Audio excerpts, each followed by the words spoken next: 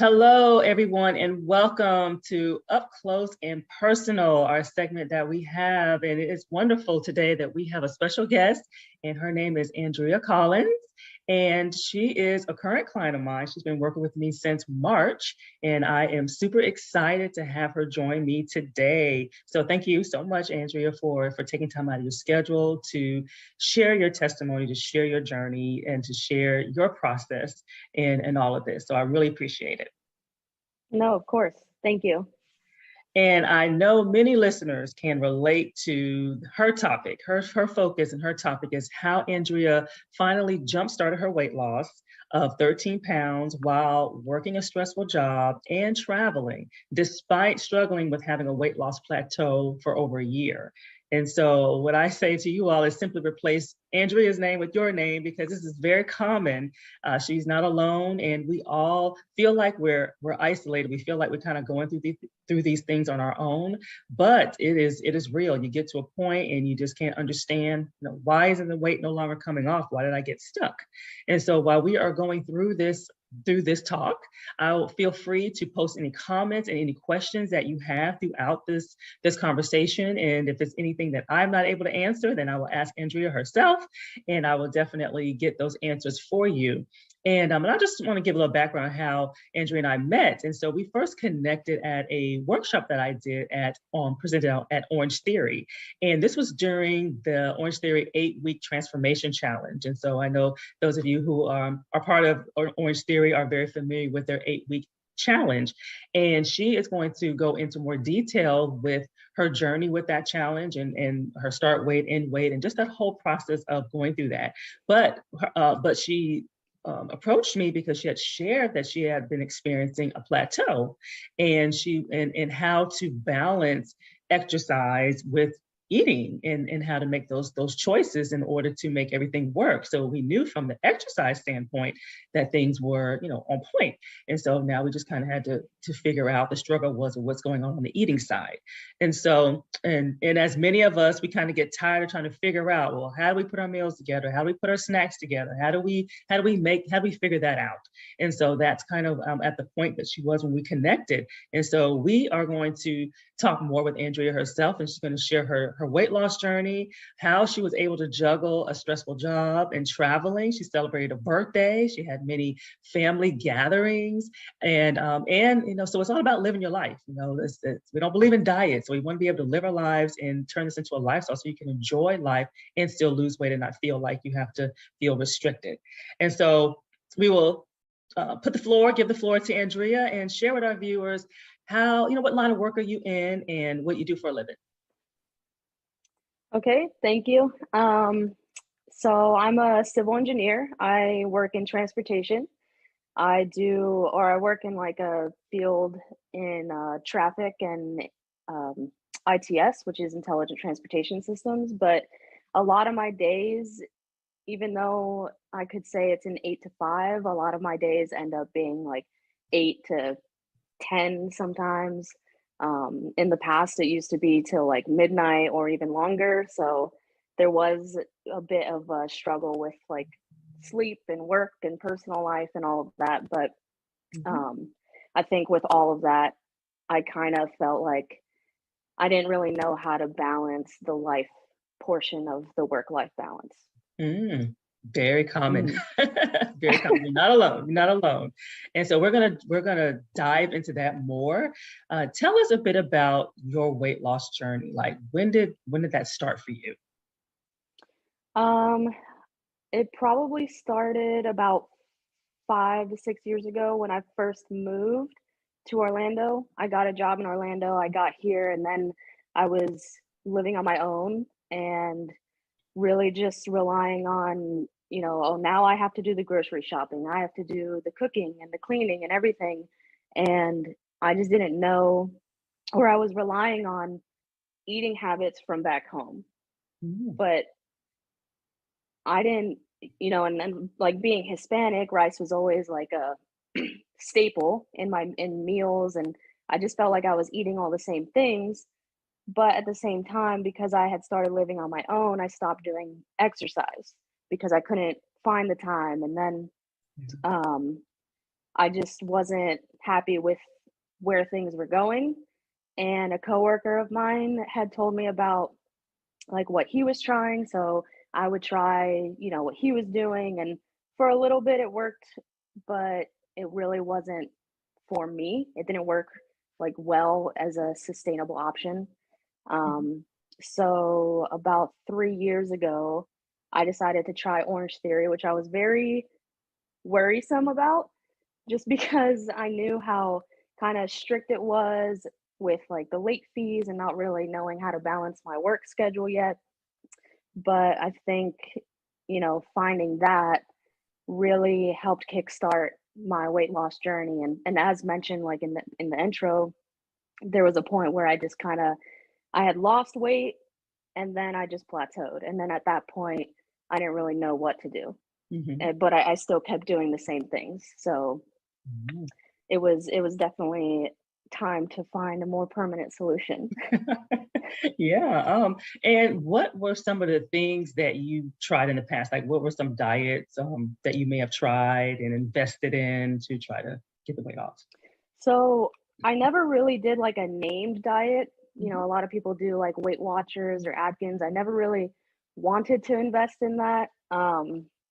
But instead, I would what was working for my coworker was, having multiple smaller meals throughout the day. And so that's what I started doing and it worked for a little bit, but Mhm. at the same time I just kind of got tired of like, oh, 3 hours, time to eat, half of the lunch that I prepared, I guess. um and that like that's really the only thing that I really tried besides, like, trying to find alternatives to, like, rice with my meal. I would, try, like, other grains or brown rice, but I would try brown rice only because of the name, right? And, like, the connotations that come with it. Like, oh, brown rice or whole wheat just means that it's healthier, but I didn't really know, and I also didn't know what I was doing with the portions. Mhm. Okay. Okay. Thank you for sharing that. And what were some of the physical effects you were having back then? Did you experience low energy levels or headaches, fatigue, anything like that? Um Yeah, I always had really bad headaches, and I think part of that was that I certainly wasn't drinking enough water. Mhm. And now I'm drinking so much more water that I'm rarely having to take Advil or Tylenol. It's really only if I have like muscle pains that I'm taking those pain medications. Mhm. Um, and I'm not really relying on coffee anymore. Like I would I would wake up, I would have a cup of coffee. Then, Mhm. I would have another cup when I got to the office. And then, the 2 o'clock, 3 o'clock lull would come and I'd be walking to the break room again and having another cup of coffee. But now it's like I maybe I'll have a cup of coffee in the morning to try if I need that extra kick to kickstart my day. But Mhm. for the most part, I just like find myself walking to the or at the beginning, I would just find myself walking to the break room because it was so um like it was a part of my routine. It was a And then habit. Yeah. I would get to the break room and I'd be like, well, I don't even know why I'm here because I don't need any coffee today. Yes, to all my coffee drinkers. I mean, that's huge. And I never once said, "Can I have your coffee?" You cannot have your coffee, but the fact that we work together to change her eating habits, it just it naturally and organically evolved that, oh wow, yeah, I like to drink it, but it's not mandatory. And it's Mhm. hard to that's why I never try to take coffee away because I know that's very difficult to a difficult sell. So I'm like, nope, you'll see for yourself. you know. And so that was so when I got that report of, oh, I'm not depending on coffee anymore. I think that was like week 2.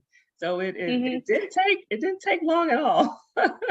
No, it was that finding those natural food or incorporating more of those foods that have natural energy because I did, I always ate fruit and vegetables, but I didn't eat enough. And then change like adding that and taking a or like trying to find that balance in the portions that I was eating really helped get that natural energy that I needed. Good. Yeah, absolutely. Food is medicine. I always tell it food is medicine and food is energy. Now, you also had some concerns with like you wanted to prevent, you was very proactive in wanting to prevent like high blood pressure, prevent cholesterol. And so Mhm. so why'd you have some of those concerns? What was worrisome there? Um, so that all stemmed from really like family history. I know like my mom has a long history with high blood pressure. And I've seen her, go through that and have to constantly take medication to try and manage it.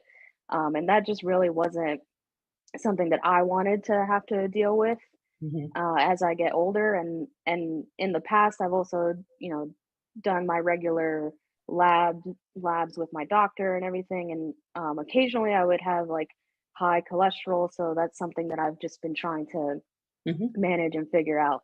Yes, yes, and we are definitely working on that. So her levels are low, in which I applaud her for taking action, and we just want to keep them low. We want to keep them in Hmm. normal range, and I won't say her age, but I will just say she's under 30. And so I'm going to say when you're under in my history, when you're young, we feel like, oh, we got youth on our side. We're good. I'm good. I don't have to worry about anything. And so I applaud her for taking action because normally in reality, we don't take action until we get that scare from the doctor. We'll have the warnings, but we ignore the warnings, or maybe we're not even told about the warnings. And we know the family history, and sometimes we just like, oh, that's not going to be me. So the fact that she took action earlier to where she doesn't have to kind of fix something, when she gets 40 is it speaks volumes. So I wish everybody would do that, but we don't. you know, so that's good. That's good. And you also you had history with acid reflux. So tell us share Hmm. about that and how that's going currently. Yeah, actually, honestly, that was a bit of a scare. That was maybe 4 years ago. So about a year into living on my own in Orlando, I kind of had like I woke up one morning, I couldn't breathe.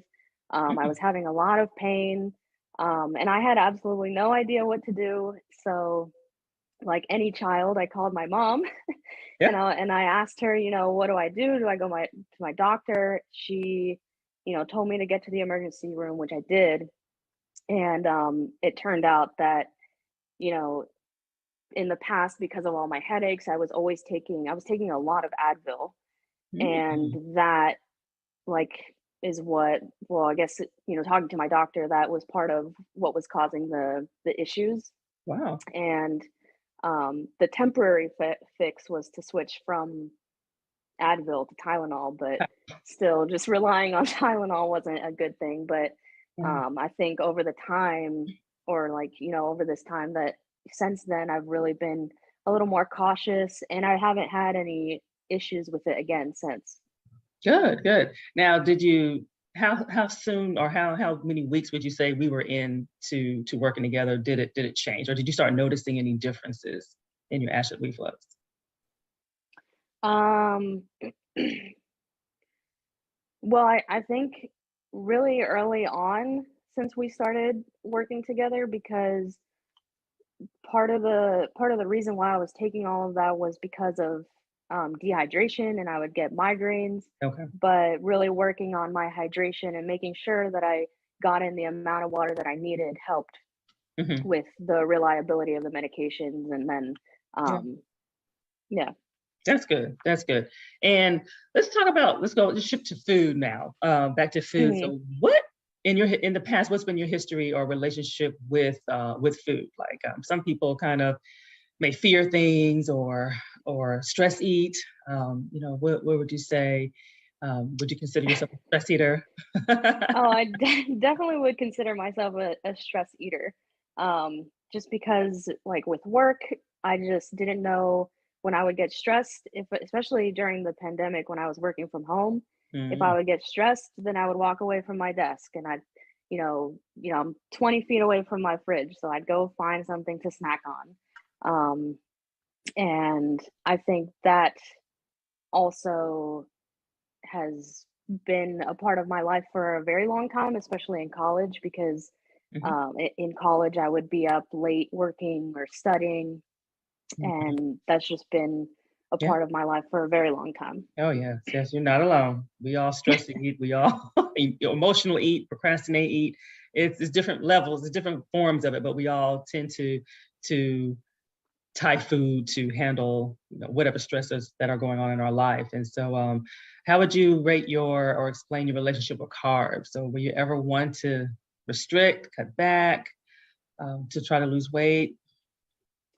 Um, I think that was one of the hardest parts on this journey was trying to figure out how to not necessarily remove carbs from my diet, um, but just how to handle them better or like eat healthier options, just maybe portion them correctly because I just always grew up, you know, every meal, well, every dinner had, rice, Yeah, but I was never serving it. It was always my mom. And then my mom would serve me, so much. And I felt like, oh, I need to finish the plate. yeah. But, and then, Oh, then yes. growing up, having that mentality was just, okay, well, this is what I've been doing. This is what I'm going to keep doing.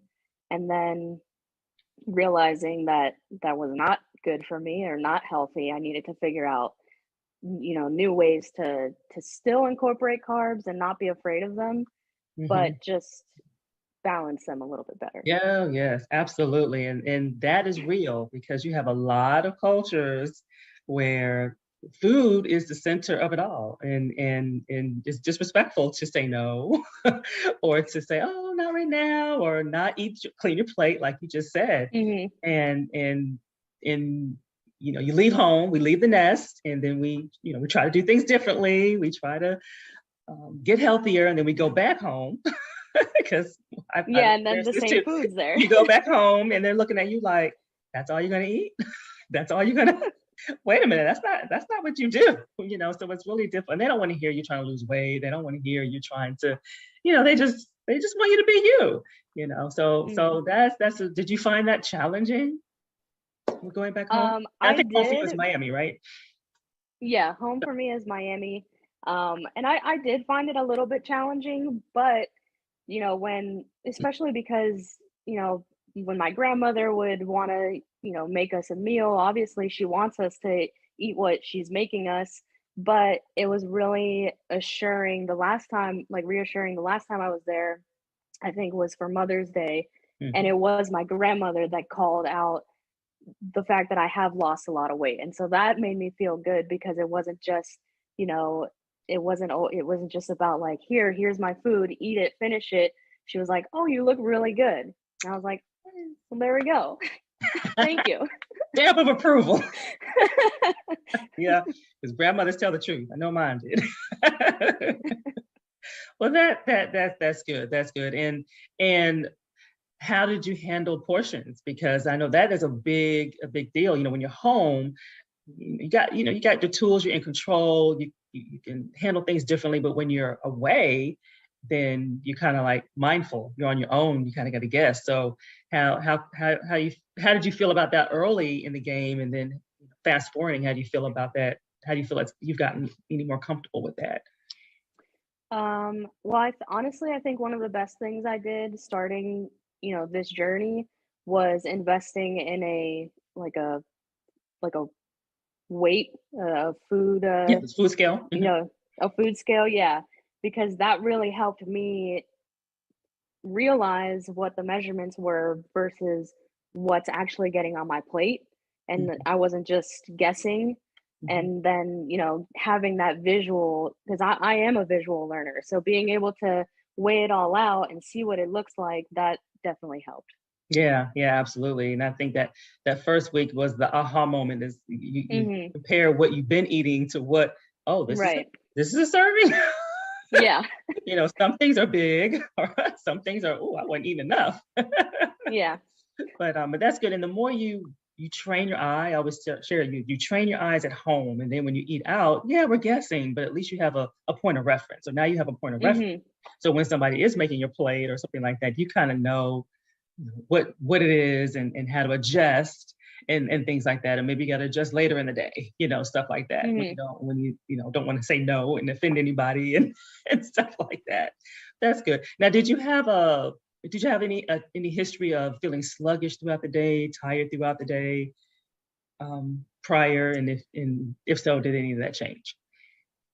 Yes, I would definitely say I was always sluggish, and it always came, right after lunch. I would just wish that, oh, maybe I could go take a nap, but I would force myself to go take a lap. We have at our office in front of our building is a lake, so I would always force myself to go take a couple laps around there and maybe help kickstart my afternoon. But since like working with you and doing all of this, I feel like I haven't necessarily needed to feel like I need to go take a nap or Mhm. like I need to go take that walk. But sometimes I do still take the walk just so I can get some fresh air. Yeah. But I don't think it's necessary anymore. I feel like I have so much more energy throughout my day. Um, Sometimes too much energy throughout my day. That's But good. I mean, I feel good. I feel so much better now. Oh, that's good. That's good. And how have your workouts changed? Because I know Orange Therapists, Um, they're pretty, they're advanced. They're advanced workouts.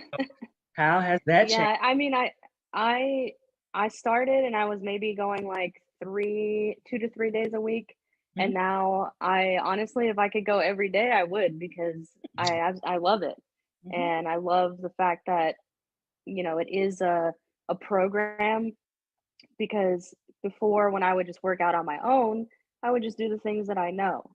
Like, oh, okay, I know how to work this machine, so I'm just going to do this machine. But now, working with coaches, they, they really help test my limits and they've helped me realize that I am so much stronger than I thought I was, which Mhm. helps, with this weight loss journey as well. Yeah, yeah, and that's why I like structured. I call it structured programming. When it doesn't necessarily, you don't necessarily have to go Orange Theory, but you're having some trainers, or a facility that has trainers that has classes, whether it's group classes and boot camps, because they are going to work you out. They're going to work your total body. They're going to give you that right cross training that you need, and they're going to push you more than we would ever push ourselves. And a lot of women don't want to lift because we're scared we're going to bulk up, but no, we won't bulk up like a man unless we got to take a lot of pills for that, a lot of supplements for that.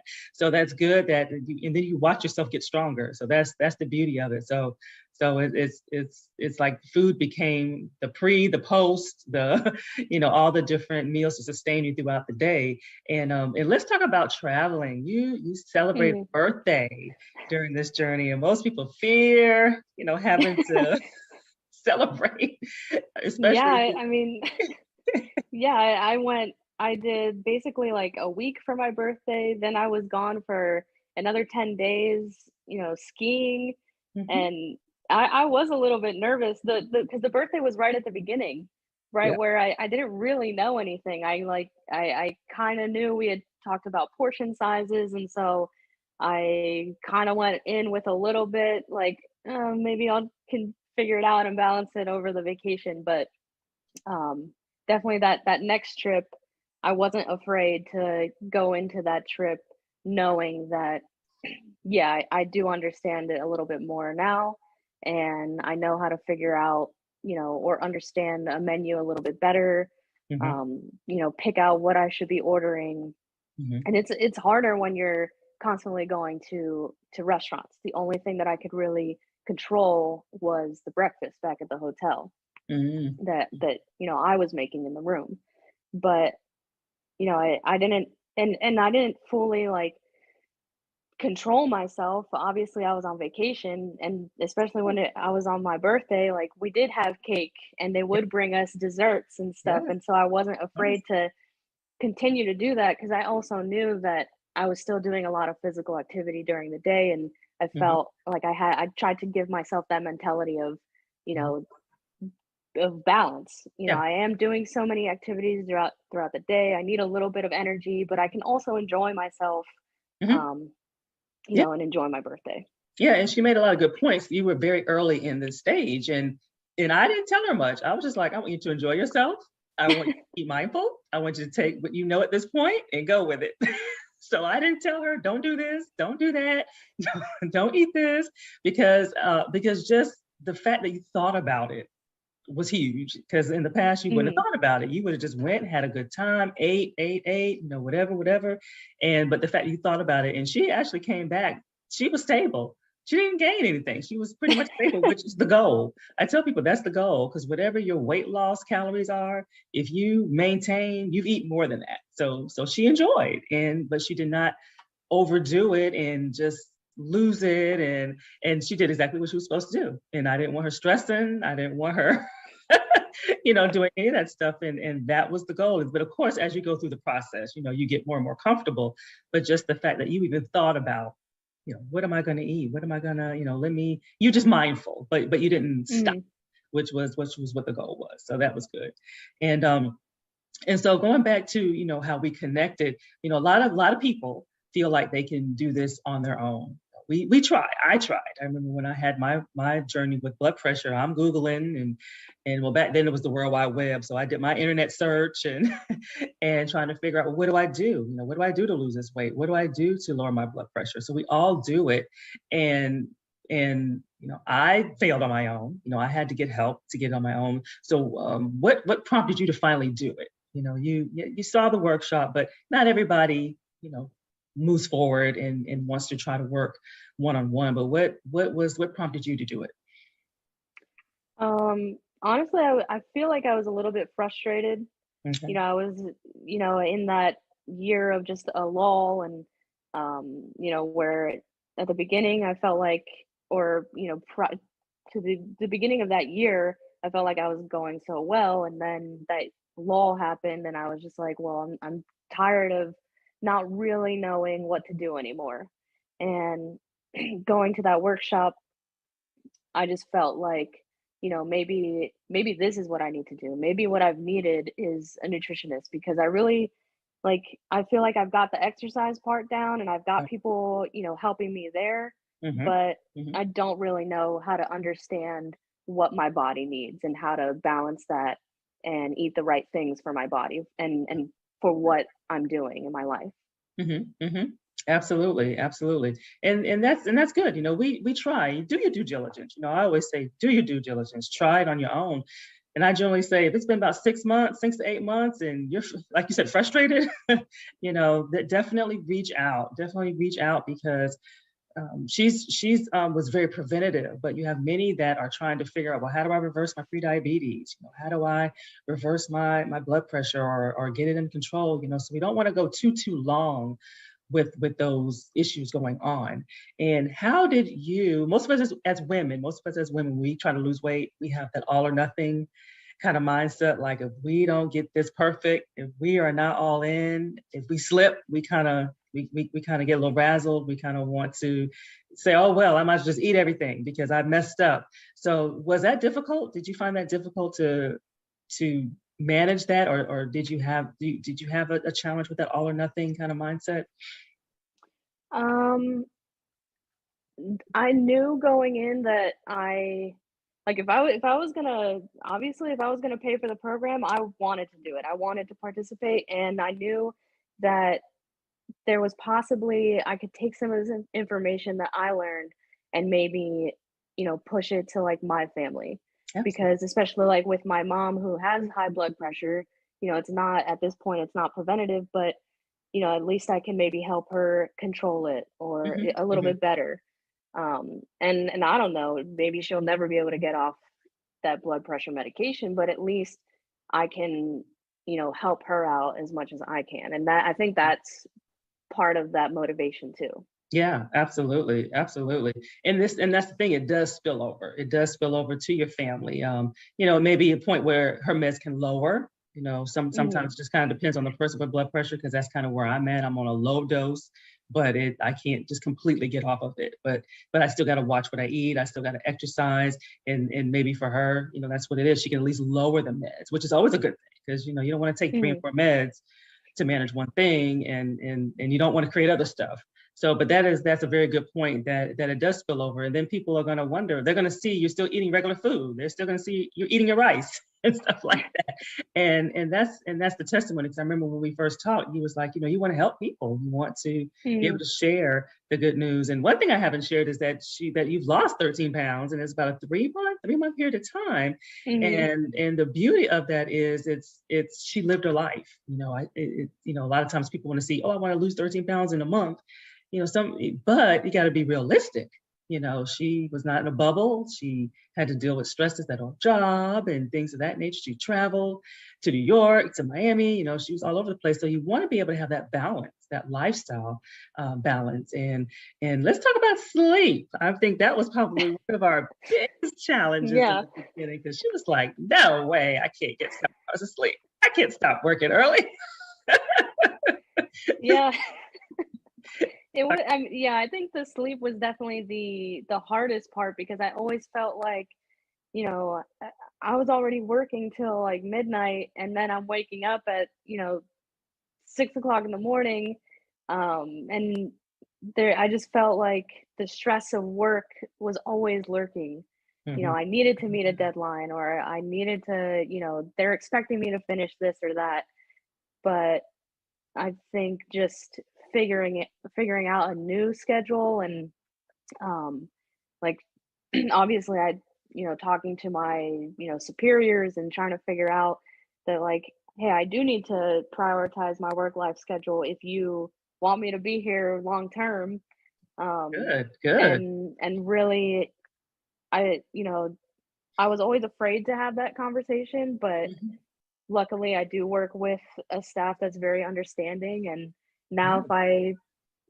if I even if I have to work till 10 o'clock, at least I know that I can get a minimum of 6-7 hours, sometimes even 8 hours, which is great. Mhm, mhm. Yeah, Yeah, which that's is good. definitely not what I was doing before. Right, that is good. That is, and we had to ease into that, because that's nothing Hmm. that happens overnight. Because, like I said, she was looking at me like I was crazy when I said, "You're working 12 hours. When you gonna stop?"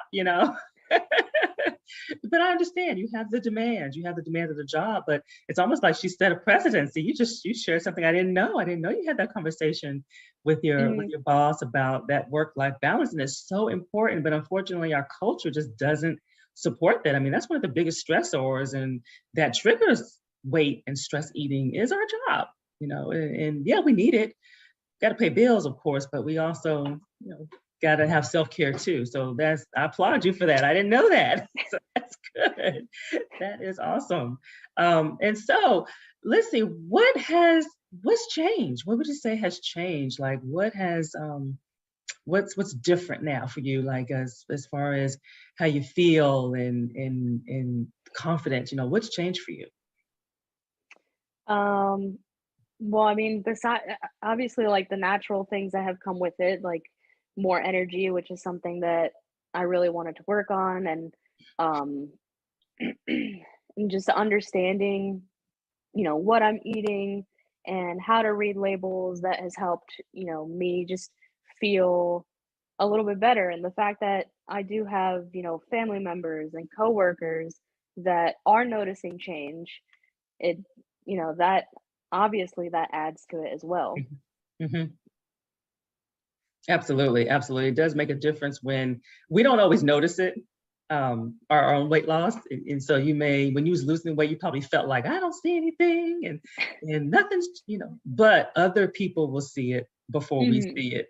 And so I remember when you shared, like, the grandmother, that was a huge, boost. And so when other people notice, especially when they don't know that you're trying to lose weight, Yeah. and so it's sincere at that point Hmm. when they don't know. Yeah. So I mean, that's there was someone that I work with that I hadn't seen in a while. And, one day she comes in and she steps into to my desk.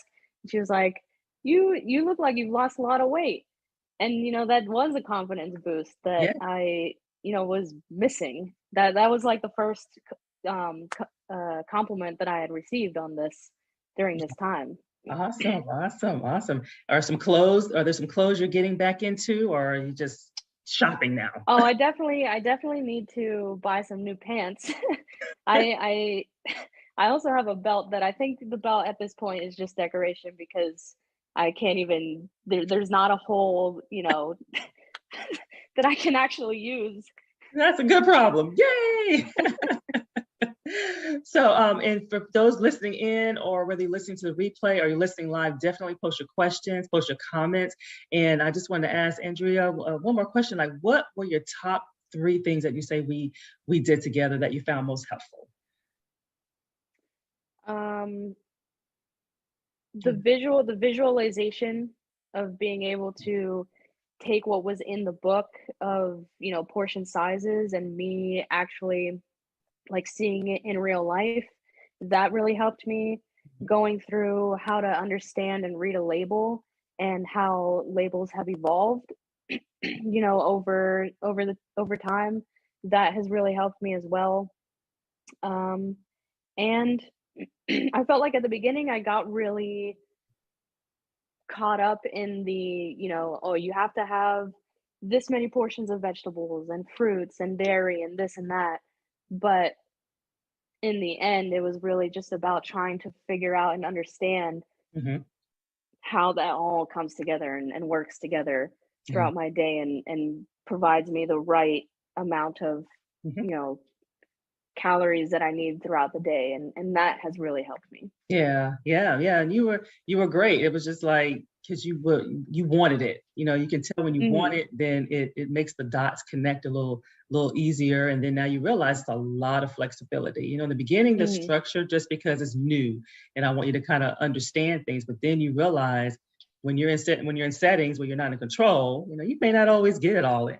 But you do the Hmm. best you can with what's there. And well, thank you for sharing that. What any words of wisdom you have for our listeners who may have been who maybe are in the same situation, like they're plateaued or they're tired or they're struggling with that work-life balance. What words of wisdom do you have for them? Um, I mean, I'm not gonna lie, there was a point like at the beginning where I was like, I don't even know, maybe I've made a mistake, but Mhm. I think I think, if you're willing to work with it and do it and invest in yourself, it is an investment in yourself. So I would say, take the lessons, definitely. It has really helped me and I'm seeing a difference. And so I think, if there's a point where you think like, oh, you know what, I'm just gonna give up now. I don't think it's worth you giving up. I think it's 100% totally worth you investing in yourself and not for anybody else. Yeah, absolutely. Yes, absolutely. You got to want it for yourself. That is awesome. Awesome. Awesome. Thank you. Thank you. Thank you for taking time out of your schedule, Andrea, to talk with us. I hope that you all found this very inspirational and inspiring, as well as motivating and real. It's real. She basically said, hey, you got to invest. We got to put a little effort into it. But it's not going to. It's not so much torture that it's like, but you do, but it's different. It's different. And when you changing habits and you're changing behaviors, you're going against the grain. You're out of your comfort zone, and I think that's what she means. And then you got to couple that with your life. If you already got Mm, stressors in your life and then you're trying to do something different, then it may feel like a little tension in the beginning, but in the longer term, think about it as self-care for yourself. It's for you and it's going to benefit you, and you can massage it any way that you need to massage it to make it work for you. So that's really what it's all about. And so for those who tuned in, I thank you for tuning in. Post your questions, post your comments, and always just keep a positive mindset, and positive self-talk goes a long way. And I will see you again next week, same time, same handle, and have a great rest of your day and blessings. And thank you again, Andrea. thank you.